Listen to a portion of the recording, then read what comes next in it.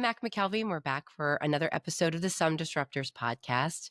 I'm here with a very special guest today. And actually, before I say the guest's name, I have to also give a shout out to my co host, Heidi Keel, who's still not with me. I missed you, Heidi, and I hope to see you very, very soon. But we are doing a couple of episodes without my co host, Heidi. And today is one of those episodes. But again, very excited about my guest because I happen to know him and know his work as well.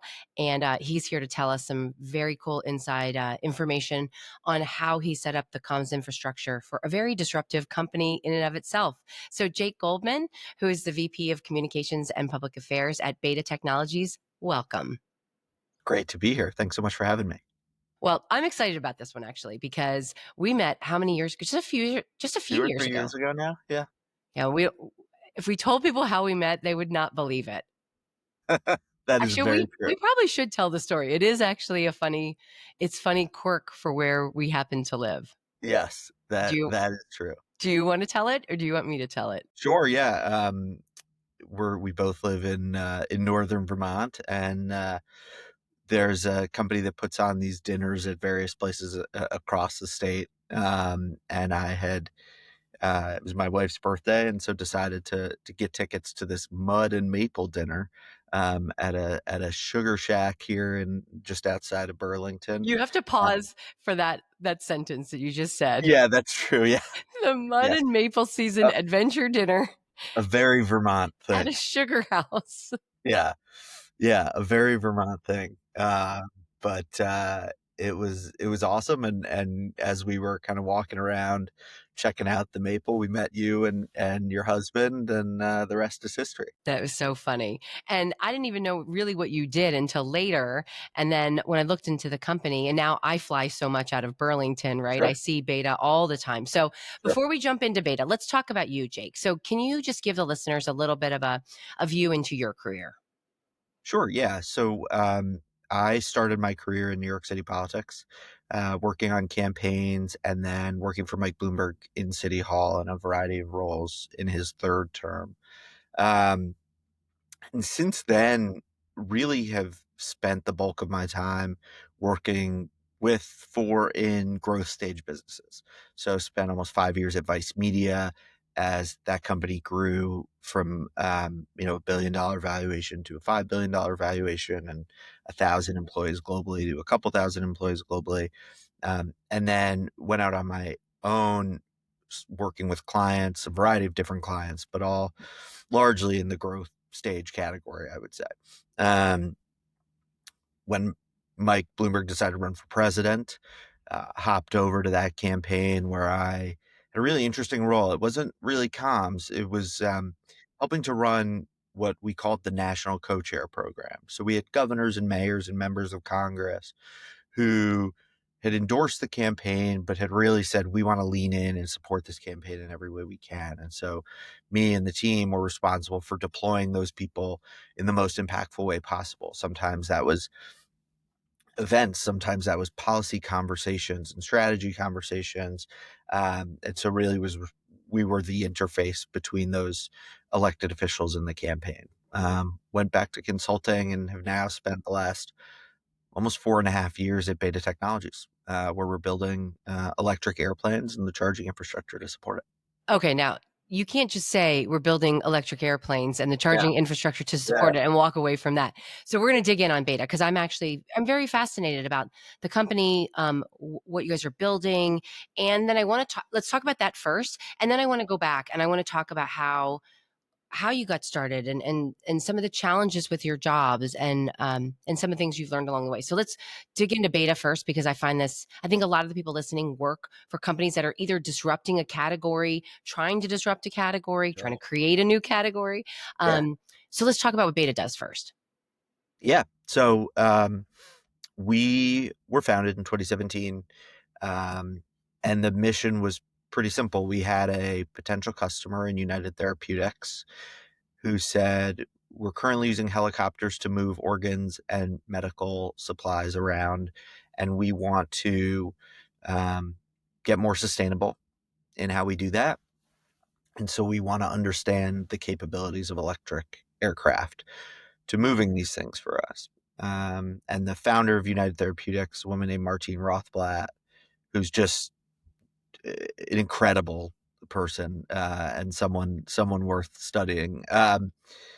Met Kyle Clark, who's the founder of Beta, at a conference, and they hit it off. And Martine essentially wrote a contract for Beta to elicit critical thinking in electric aviation. So we built 10 people in 8 months in 2017, 2018, built at the time the world's heaviest electric vertical takeoff and landing aircraft, which is a mouthful, fundamentally, an electric helicopter. Um, the team learned a lot about what not to do. Like, it was very complex. It was never going to be commercially viable, but that informed the current designs of aircraft that we're building today. Very simple, um, designed with empathy for the regulator in mind, understanding that this is a new category of aircraft. How do we make it simple for our regulator to approve it and certify the technology? So we have a fixed wing airplane that takes off and lands on a runway, and a vertical takeoff and landing one that essentially functions like a helicopter. Um, and a lot of companies in this space really are using this technology to move people around urban areas. So you've heard about air taxis, right? Sure. Um, we believe there's a market for that. We know there's a market for that. We have customers that are going to use the technology for that. We just think the market's going to start first in cargo and the military. And Yeah. so, Makes UPS is a sense. customer, right? The Department of Defense is a customer. And then we have Air New Zealand, who's actually going to use this to move the mail before they use it to move people. So, Hmm. um, we are building them here in Burlington, Vermont. We have charging infrastructure at over 50 airports across the country today. And we just had one of our aircraft fly all the way out to Los Angeles and back, making a bunch of stops along the way. So the technology's here, it's ready to go. And that's super exciting for us. We've been working at this for a long time. Okay, you gave me a million questions now, and these are all good questions. I mean, because I think a lot of what you just talked about, all the listeners are have faced, right? So you're early. So when you're early, so let's talk about your role. You came in and what stage of that background? So we were just about to close our A. Okay. We were about 150 people, and the company had really kept a very low profile intentionally. And so, when I was interviewing, we had a lot of conversations about, it's interesting. I've never been in aviation before, right? Like, I've worked in media and tech and those industries. The interesting thing about aviation is, like, credibility is really important.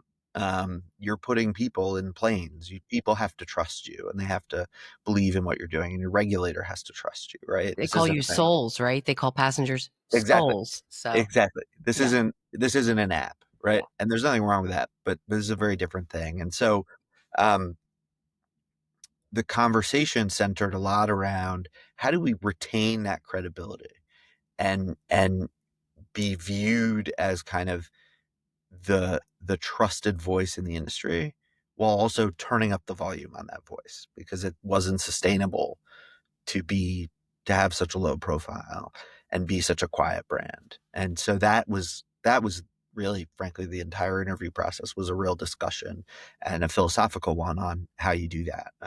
And that's what we've been trying to do. So you came in and you had to build a new muscle then, right? Because if the company had Completely. been pretty much in stealth or Yep. had been, or maybe not just in stealth, had been very focused on probably engineering, safety, really focused on making sure they were building something from the ground up correctly. Now you're layering in um, a company that had been very internally focused, meaning that it Yeah. was putting all of its energy towards the build. Now you have to flex it and get it to build to think a different way. How did that go? Yeah. Yeah. It's ongoing, right? And what we needed to do 4 years ago when I started is very different from what we need to do now. 4 years ago, the industry was a bunch of successful science projects, right? Like, bunch of companies had developed flying prototypes. They've raised some money off the back of it. They've gotten some deals off the back of it. Over the course of 4 years, some of those companies have gone out of business. Some of those companies have hit roadblocks. And really, we're now looking at 3 companies that are leading the way on advanced air mobility.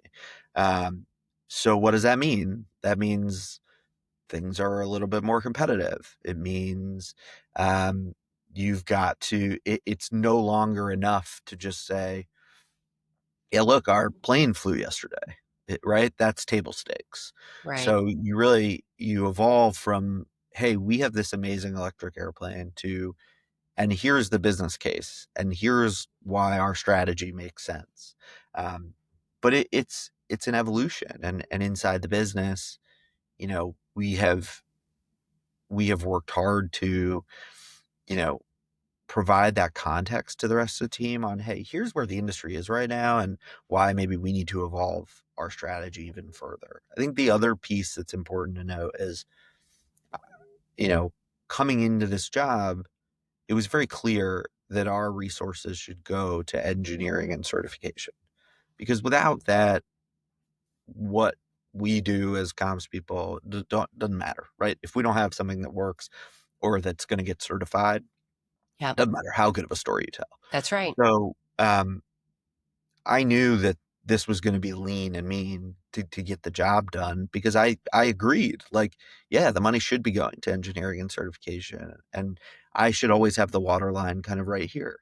Um, and so that has been part of the puzzle, is how do we build the team in a way that is lean and mean and really effective, and how do we share inside the organization? Like, here's how the industry has evolved. Here's why we need to get more aggressive or change how we position ourselves or whatever it might be. I'm going to pause you for a minute because I think one thing I didn't ask you to explain at the beginning, because some people don't understand the difference between PR and public affairs. Can you just give a little bit of just describe the difference between the two and how you do both roles? Yeah, and everyone defines public affairs a little bit differently. Fundamentally, what it is here is I'm responsible for communications and for government affairs. And because the work that we do in aviation is so tied to what happens, in DC, but also at the state and local levels, especially on the infrastructure side, it made sense for that all to be kind of out of one team and one organization inside the company. So there's the comms piece of all that. And then on the government affairs side, it's how are we positioning ourselves in DC? How are we positioning ourselves at the state and local level to get what we want, or to unblock things that need to be unblocked? Now, did you start with both roles, or did that like sort of evolve over time? Yeah, I started with comms, and then, about 6 months in, they were just kind of like, "Hey, would you take government affairs too?" And so, That's the life of startup, right? that's Can you also exactly take on right. HR? I ran at one point. I ran marketing and HR in a Really? company because why not? Exactly. That's Right? what we do. That's Yes, why that's they're what you so do. fun to work with. Yeah, Yes, exactly. And so, given my experience both in New York, but also, some of the work I'd done for clients along the way, it was a fairly easy transition. that makes sense. Okay, sorry, I wanted to take you back to that No, no, because no, no. it just occurred to me that a lot of times in startups they don't have you don't have government affairs or public affairs in house. You might have a firm or something that helps you in Washington, but you're in sort of a unique position because you actually in a fast growing startup, you're serving in both capacities. And I find that actually pretty interesting. And you see that in enterprise a bit, Of course. but not so much in the startup level. I think it's cool. Yeah. Yeah, it's been fun, and, we've had these Department of Defense contracts now for 5, 6 years, and, so ensuring that those are funded at the levels we want is obviously critically important, and then everything we're doing, both with the FAA and with Congress to advance our certification projects at the federal level is, you know, pretty fundamental. Let me ask you this. So you said something, and I love that you said this too, which is what you started with is very different than what you're doing now. Can you talk a little bit about that evolution? What was it? Was there a moment in time where your job really did change? Was there some milestone in the company or something that happened in the industry where you felt a shift or you forced a shift to happen based on what was happening? Yeah, that's a really good question. Um, I would say there have been a couple of moments where if you think about it like a chart, the business is here and we're climbing up the stairs. The first was pretty quickly after I started. I mentioned we were about to close the A when I started. We had also just signed UPS as a customer.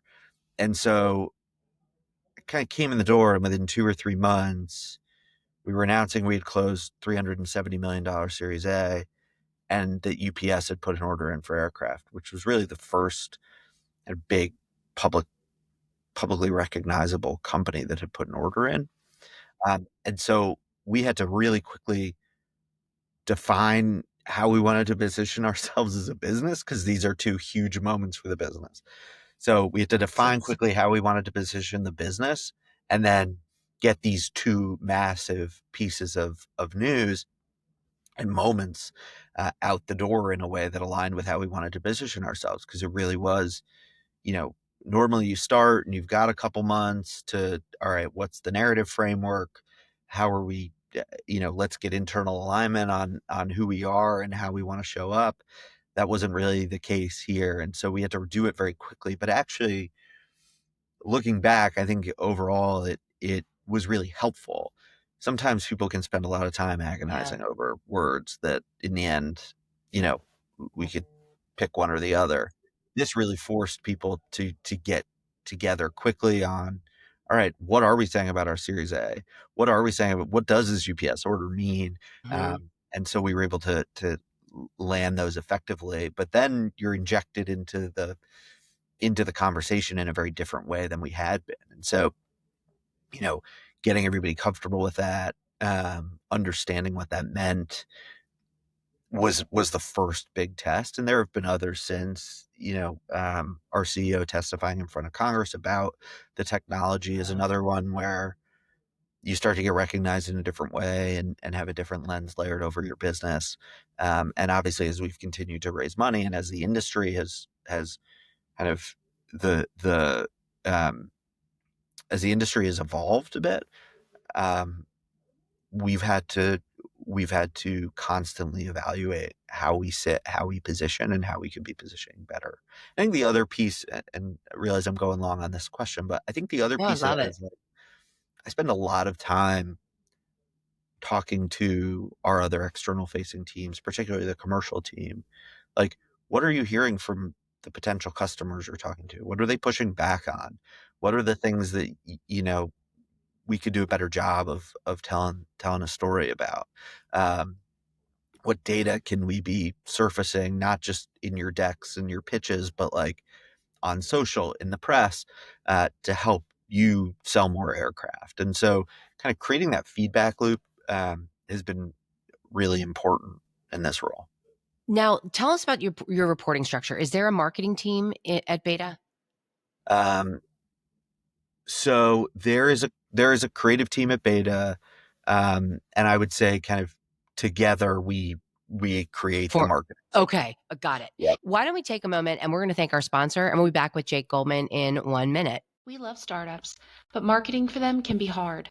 Whether you're a founder, a seasoned marketer, or a recent marketing grad, Startup Marketer is here to help. Startup Marketer, or SOME for short, is a first of its kind marketing ecosystem designed by startup marketers with experience working with over 100 startups. We understand the unique challenges you face because we've been there, and we're sharing our cheat codes for success. With bespoke marketing templates, on-demand courses, interactive sessions with experts, and a vibrant community of like-minded professionals, Some combines accelerator muscle with community wisdom. You can even book an expert to troubleshoot or ideate in real time with senior strategists and senior doers. In a world where marketing is a critical element for startup success, Some equips you with everything you need to drive growth and stay ahead. So join Some today and elevate your marketing game. Visit thestartupmarketer.com. We are back. I'm Mac McKelvey, and I'm here with Jake Goldman, who again is the VP of Comms and Public Affairs for Beta Technologies out of Burlington, Vermont. And Jake, I'm thinking about what's ahead for Beta, right? So Yeah. you've helped to create a brand and a Yep. message, right? Yep. And that's resonating, and that message has to continuously, be tweaked, and as the company continues to evolve and grow, obviously. When you look ahead for as a comms person, right? You are always thinking about what's coming. Are you looking at the macro trends in the world, or are you staying very focused on your sector? That's a great question. It has to be both, right? And again, this is where aviation and aerospace is a unique beast, right? The um, supply chain is a big piece of what we're doing, right? We need the parts and pieces in so we can build our aircraft, so we can deliver them to customers. So understanding, you know, our exposure on the tariff situation is important. Understanding global trends in supply is important. Now we have an incredible supply chain team, so I don't need to, dive too deep in there, but I need to understand that so we can effectively advocate for our priorities in Washington, but also articulate a message around that will resonate. And we know we're going to get questions about this. Any interviews we're doing, panel conversations, and so we need to be crisp and tight. So we both have to be looking at the kind of global macro scale. We have to be looking at what's happening, obviously, in the aviation industry, and then within advanced air mobility. But I think as I look ahead for Beta, we're at a really interesting point. We're delivering airplanes to customers this year. We're, you know, 12 or so months from certification of an airplane. We're going to certify our propulsion system this year. Like the rubber's meeting the road for this industry. Um, and so for us right now, the big priority is we aren't just this R&D shop that's trying to figure out how to build electric airplanes. We've now built a bunch of electric airplanes. We're building more, and they're going to Air New Zealand this year, and they're going to Bristow, which is a leading aircraft operator um, in Norway this year. So how do we communicate about that? What does that mean? How do we help Air New Zealand and Bristow tell that story, right? Because ultimately this is going to be in their hands. Right. But when I think about and look ahead and think about the challenges and opportunities from a communications perspective over the next 12 months, those are really the big chunky things that we're thinking about is we're not a business that is just R&D. We're not even a business that's just manufacturing anymore. We're a business that's putting our product in the hands of our customers. And that's an exciting shift and a huge shift. And we need to be able to articulate that to the market in a way that resonates. That's something interesting that you said too, because I haven't heard comms people talk about this very much. And I actually really am respecting your level of depth in the industry because you don't even come from this industry. So you've had to educate yourself, get up to speed on not just the aviation industry, but I'm imagining, everything that's happening over in the electric, everything that's happening Yep. in global. I mean, there's so Yeah. many convergences of technologies that you've had to learn in a short period of time to be able to communicate it, articulate it in an effective manner. Like how do you learn all this? Is it osmosis? Is it immersion? Is it luck? What is it? Yeah. Yeah. I think I'm very fortunate here to have a lot of really smart people around who are patient and answer my questions. And I think not being afraid to ask those questions is important. Um, we say at Beta that you always want to walk into the meeting like you know the least in the room. And so there is a culture of like asking asking questions, throwing ideas out, and a patience that comes with the people who maybe perhaps are experts in certain aspects of this business. And so that has been very helpful to me um, as we've grown, obviously establishing strong relationships with different parts of the business. So you can have people, you have people you can call and get quick answers. But really throughout my career, I've been dropped into industries that I don't know and have had to figure it out dating back to my time in City Hall where um, I had been working for the mayor for a while and then joined the press office as a deputy press secretary. And everybody essentially has a portfolio of city agencies that, they're responsible for working with those agencies' comms people. So all of a sudden I was given the Department of Education. It's like a million school children, a um, highly Surprise. complex organization and operation. And obviously had an awesome team at DOE. But you have to just figure out how to learn quickly and learn enough and learn where the traps are, and then lean on the people who really are the experts. And so have had to do that throughout my career, and certainly had to do that here at Beta. Well, I mean, I think that's something that makes a really good startup marketer, startup communicator because you have to dig in. The company doesn't have you don't have a choice. When you think about your role today, how does your time parse out? Do you spend, is it 50% internal, really digging into the nitty gritty of what's happening in the business? Is it 50% meeting with reporters or analysts or Yeah. legislators? Like, how does your time break down today? Yeah, that's a great question. It's changed a lot. Um, when I started, I was a team of one, and so it was everything. Obviously, we've grown a team and built a team, and so there are essentially interfaces on the team for media and for electeds and otherwise. But I like to have my hands in those things where it Mm, makes sense, and where it's helpful and additive. My role has really changed from very external facing because the business was small, and so you could just run as fast as you needed to run to get done what you needed to do, to a business that's now 900 people. And wow. so all of a sudden you've got a bunch of stakeholders that you have to align with to do X, Y, or Z thing, right? And so a lot more time now is spent internally. How do we essentially sell a plan and sell a strategy internally? Um, Mm, and everybody's going to have kind of different priorities. Obviously, the goal is clear. And so we're running through those gates together and running the strategy and the message through the overall business goals and the overall team goals. Um, but I would say a lot more of my time now is spent, you know, navigating internally. Um, but I love talking to reporters and I love talking to legislators because ultimately those are two pretty important audiences for us. And so you want to be able to hear directly from them. What kinds of questions are they asking? What isn't resonating? Like, based on the questions they're asking. And that way you can constantly evolve and adjust your message. So I would say it's a little bit of both, but it's definitely changed over time. what is the benefit of having an internal team versus an outside partner?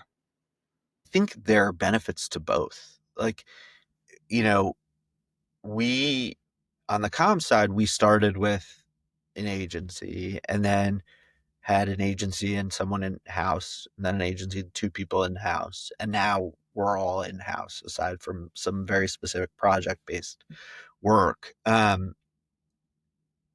You know, I think it really depends on the organization. I think it really depends on your goals. For us, we the agency that we had used early on was really great in terms of kind of overarching like brand building, right? We had the aviation press we had to introduce ourselves to, and that's super complex. And so that had to be done kind of inside the business. Um, but the agency was great at thinking bigger picture about how we fit into the tech landscape and the kind of overall startup landscape and media landscape and just kind of getting us plugged in that way.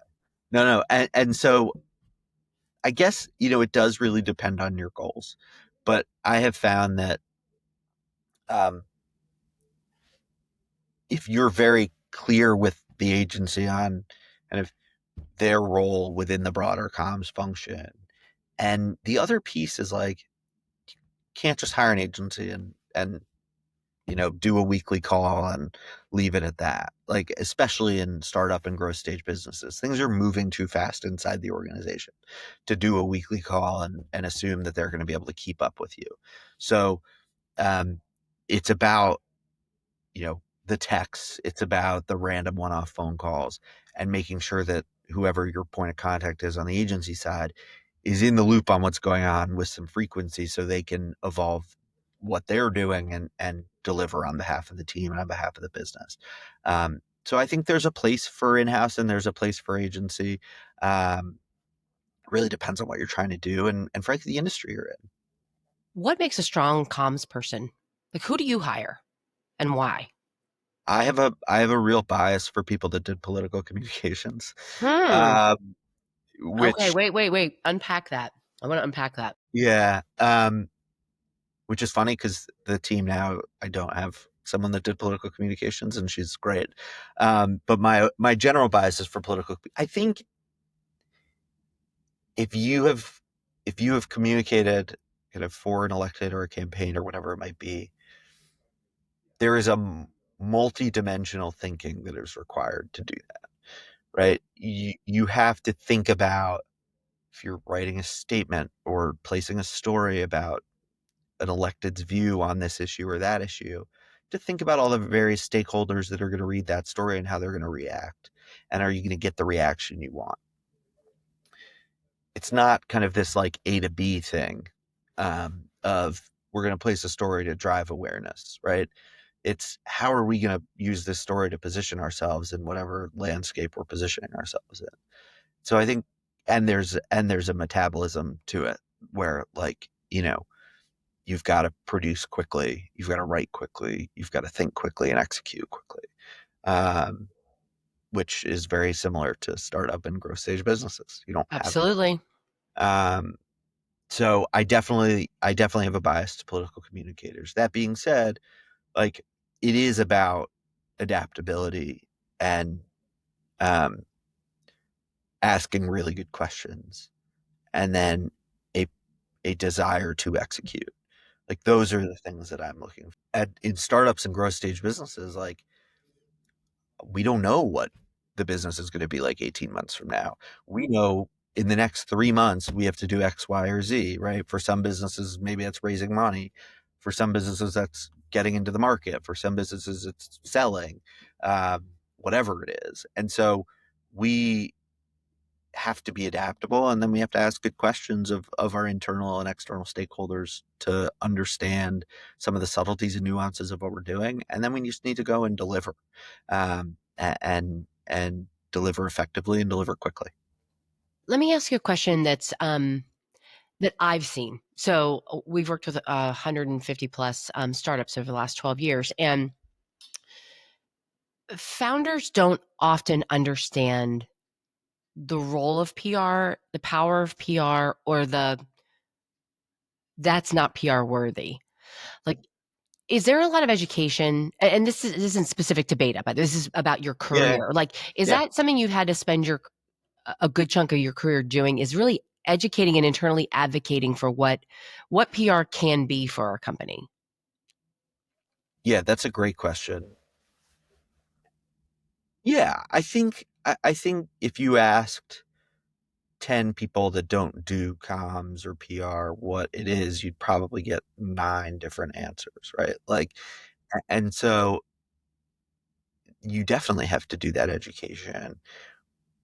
In some cases, it's what's not PR worthy. In other cases, it's like, hey, like, no, we actually really should talk about this. like, like this is important, and here's why. And so navigating that is always an interesting dance. I mean, listen, someone that's worked on a product or a deal for 6, 9, 12 months and gets the deal done, which is super exciting for the business and super important for the business, but maybe it's just not going to get the attention in the media that they would hope.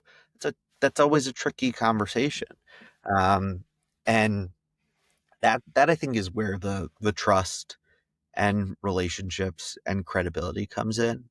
Um, of being able to just have that conversation. Like, here's why this is great for the business. Here's how I think we can, weave it into other things we're doing. So internally, when you get the big piece, you get the big story, everyone's excited, right? Everyone's excited. It's on message. It hit. It's in the right pub. Everyone's really excited. That does not happen all the time, right? That's not the norm, right? That's you get really excited when that happens, but normally, right? It isn't exactly on message, or it's a little lackluster. It doesn't bring it to life. That's scenario one. Scenario two is it's totally wrong. It's a mess, or it's actually the third one, I guess, would be is negative and it's a disaster. As a comms person, do you look at every piece of coverage with a lot of like a hypercritical view Yeah. into it? Yeah. Yeah. I will always be the most critical person of like the story, and um yeah, because you know what you wanted in there, even if it wasn't in the plan and the briefing and whatever. Like what you wanted in there, and um, how they could have written that sentence differently, or you're going to be. I'm definitely the most critical of every story that I've worked on. Um, and I think what has worked for me is like sending it to a couple of people who I know would tell me if it was bad or if that thing did land not right, as a gut check. But yeah, I'll always be the most critical of the stories that I place. But I think, um, we have an awesome team. And so I think one of the things that I've tried to do, um, over the course of my career, I've learned along the way is bringing bringing the relevant folks inside the business along on the journey of the story, right? So like, Making you them know, part of it. yeah, Yeah. so there's the interview, someone's interviewing or a couple of people are interviewing, which obviously they're involved, but sharing, hey, here are some of the questions like the reporter came back with. What do you guys think? And some of that is, I guess a little under the hood here, but some of that is because I need an answer from a subject matter expert inside the business. And some of that is like, hey, like this is what they're pressing on, you know, Right. and this is We may want to answer this. This is what this they is want to know. Yeah. yeah, like this is some of the dance here. And so there's always like a little bit of an expectation management thing to be done there. Um, but I think again, like if there's the trust and there's some of that transparency on, who the angle the reporter's taking and some of the follow-up questions they have and all that, then nobody's really surprised when the piece lands in whatever way it lands, and I've dealt with some, very negative stories in my career. And obviously, Tough. fortunately enough, dealt with some very positive stories. And so you have to kind of on both ends be transparent about where they're coming from and what you're trying to do. Well, I think that's one of the education pieces too, right? Because helping a founder or CEO who's maybe a first time, they they think when they think PR, they think you're putting out they're putting out the or you're getting the coverage you want. It, you know as well as I do that that is not how it works, right? It is so much behind the scenes work, so much relationship building, so much trust building, so much I it's Yeah. relationships. I mean, Yeah. it's just like sale. I mean, you're selling to everyone's selling to somebody, but you're doing it in a way that's with credibility and integrity. And that is, I think, the biggest challenge in PR. You're not going to lie. You're not going to obfuscate, but you're going to fight for your company and you're going to do the right things. And hopefully the story comes out the way you want it Yeah. to. So Yeah. when talking to a founder,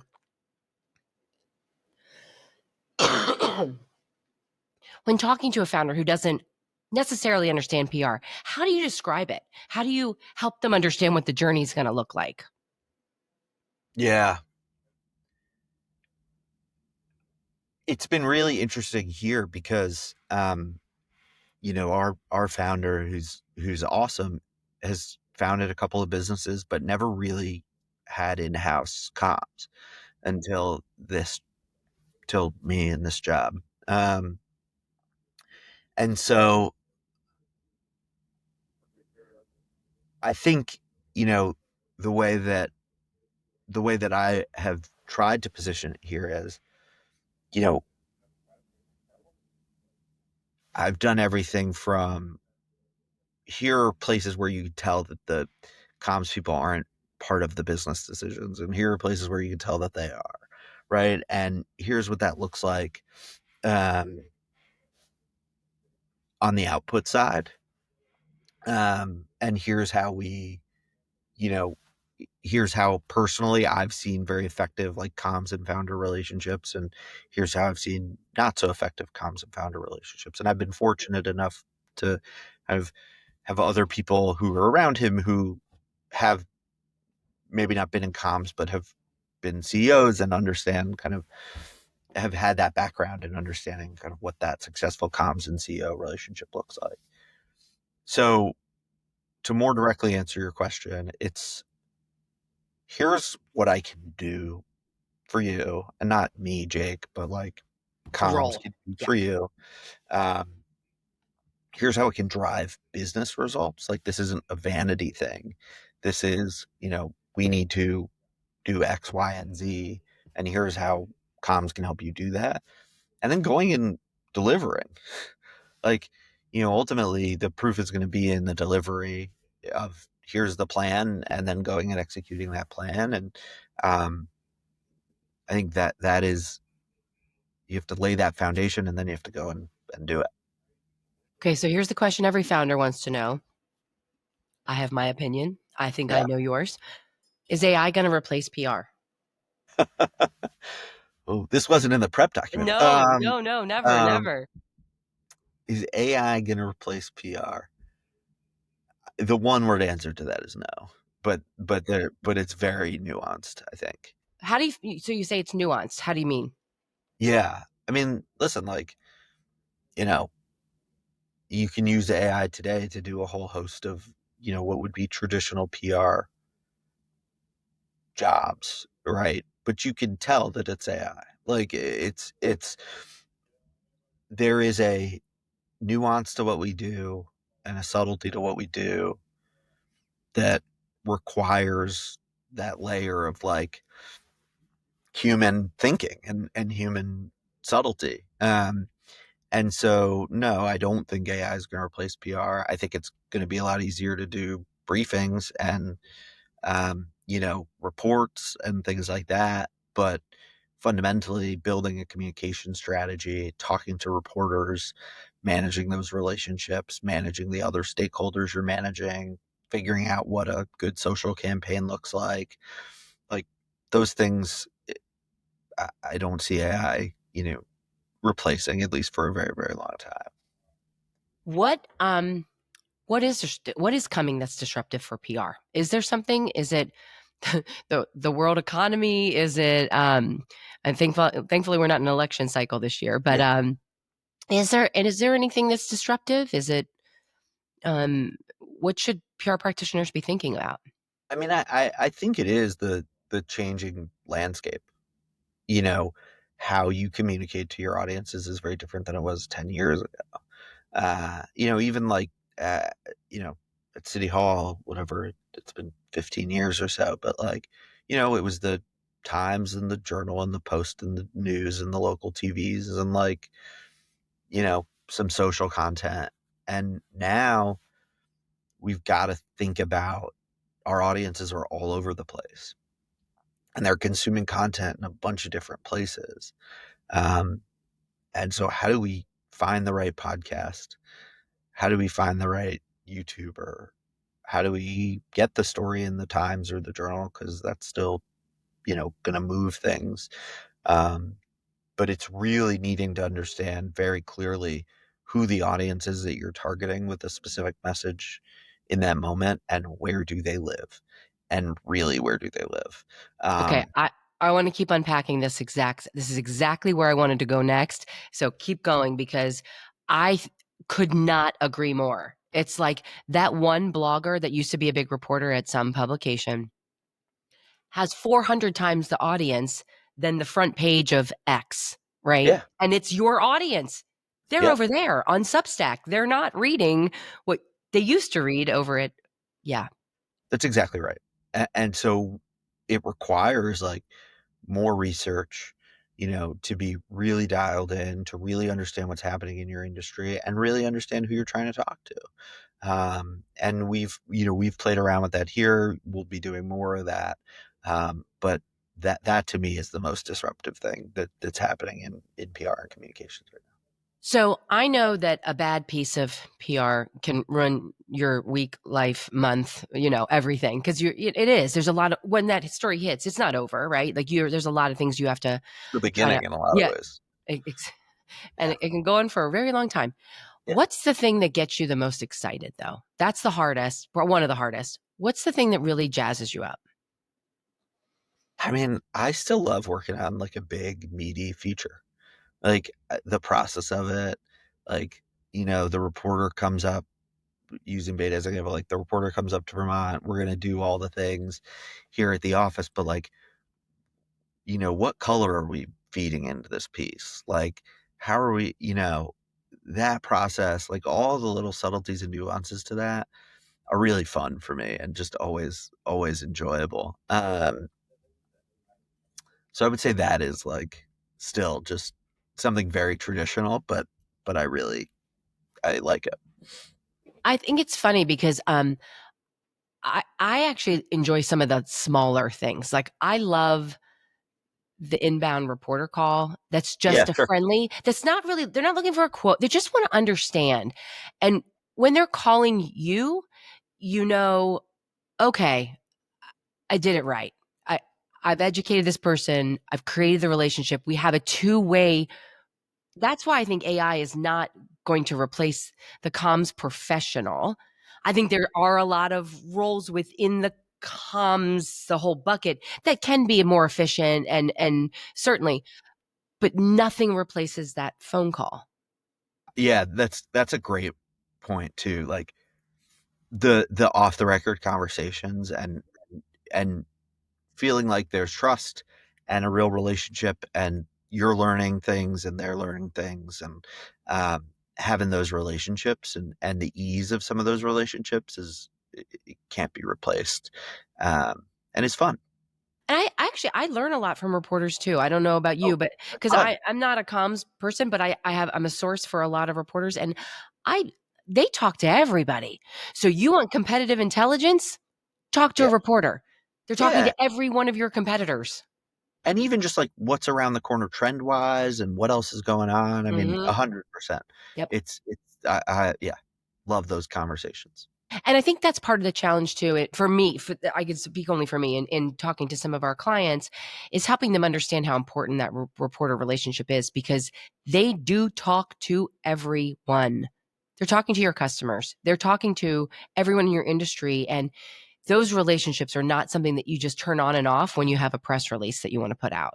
No, and that is a great way of saying that. Like the the the press release is just the last part of the thing. Like, you know, how it's funny, I was talking to somebody about this the other day. Like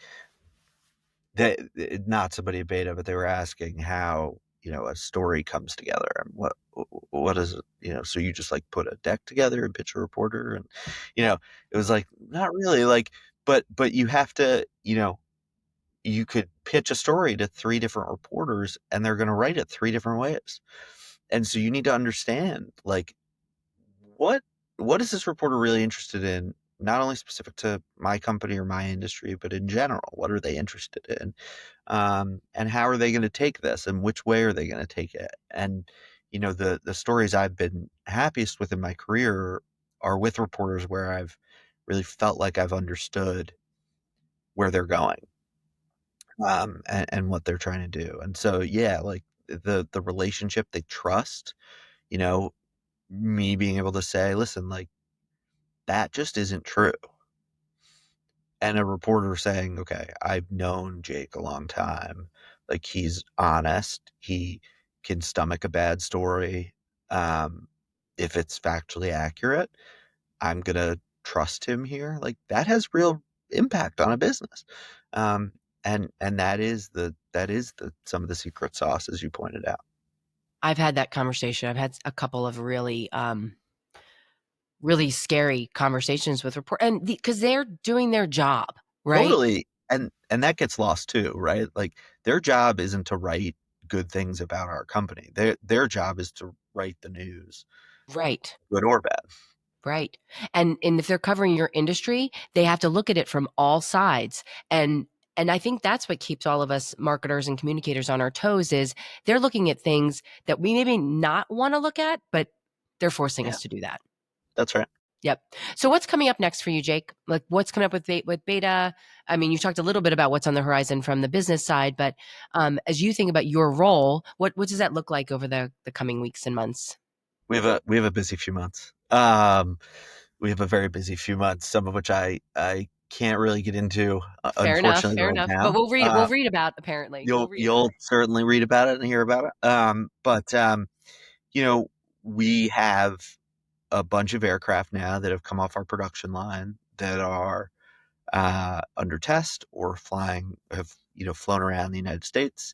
Um, those aircraft are going to be doing a whole bunch of different things here in the next few months, including making their way to customers. So working on how we tell that story, how we articulate what we're doing in our position market, um, is the focus on the comm side right now, and then obviously, um, continuing to ensure we're positioned appropriately in Washington to get done what we need to get done on the certification and legislative side. How can people get in touch with you, Jake? I'm on LinkedIn, and always happy for an email. Goldman at beta.t. I love it. Well, Jake, thank you so much for being here today. I have really enjoyed this conversation because, I mean, again, we met, and shout out to Sass Stewart, who runs Adventure Dinner. We should give her a plug, right? For sure. Up Yeah. here in Vermont, Sass is the best. That just learning more about beta because as much as we've gotten to know each other personally, not as much professionally, and this was really fun. I really appreciate your background, and I think the whole loop around. I'm going to be thinking about this. By the way, I started my career in politics. We'll have to talk about that sometime. Oh, I didn't I know that. did. I worked in my first political campaign when I was 11 years old. No way. I did. 11 all the way through college, all the way. Yeah. And I worked for a U.S. Congresswoman in Washington. Oh, Yeah. We'll have a whole conversation. There's a whole well, other yeah, conversation. We'll have you back and we'll do yeah, a whole perfect, political conversation one. Yeah. perfect. Well, Jake, thanks so much for being here. And to everyone listening, thanks for joining the Some Disruptors podcast. I'm Mac McKelvey. Talk to you next time. Thanks for having me.